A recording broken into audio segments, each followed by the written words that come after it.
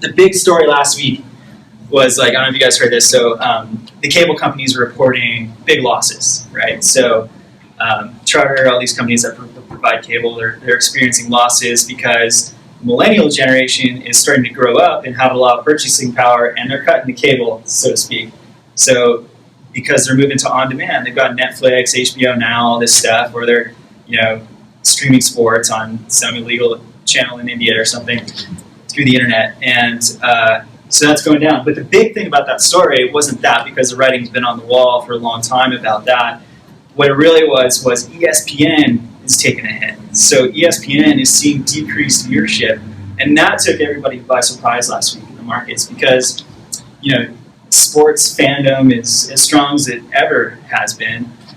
So how could that be? And it's showing that people are making a sacrifice. So they're saying, like, I grew up in Syracuse, New York, where SU basketball is like religion. The coach, Jim Boeheim, is like a god. Okay, so I would love to be watching the NCAA tournament on ESPN every year, but I don't have cable, and I'm consciously making that sacrifice. Like, I don't want to pay $150 a month for 400 channels that I don't care about, and so we're making that decision to cut it. But what's significant about that is that we're moving to on-demand type of content, and so now that millennial group, that 18 to 24, is growing up, over the next 10 years, and that's who we're dealing with, as local businesses in Lake Tahoe.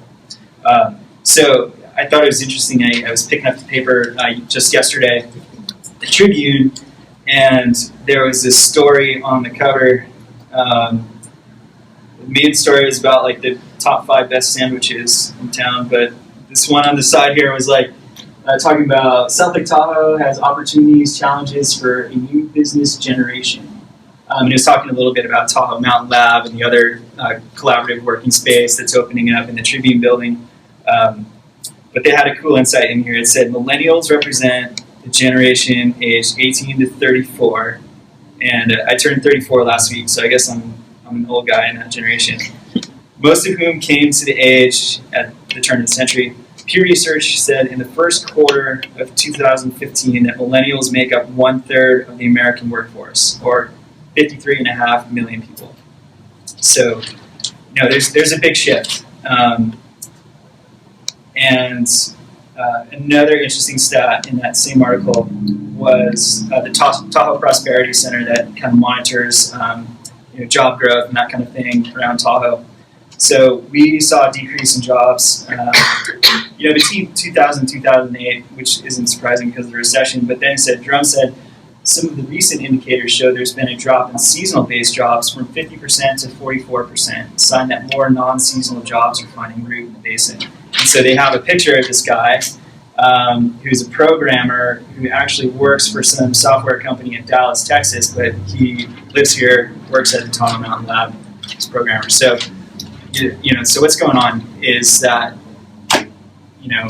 we've got a lot of very tech-savvy young people who suddenly live in Tahoe, they make good money, and they're running around ready to spend it.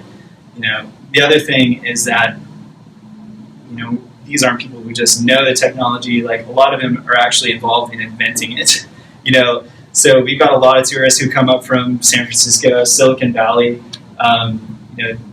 where Facebook and Apple, Google, all that stuff is based. So, we have a lot of people who are, ready to use these new web tools.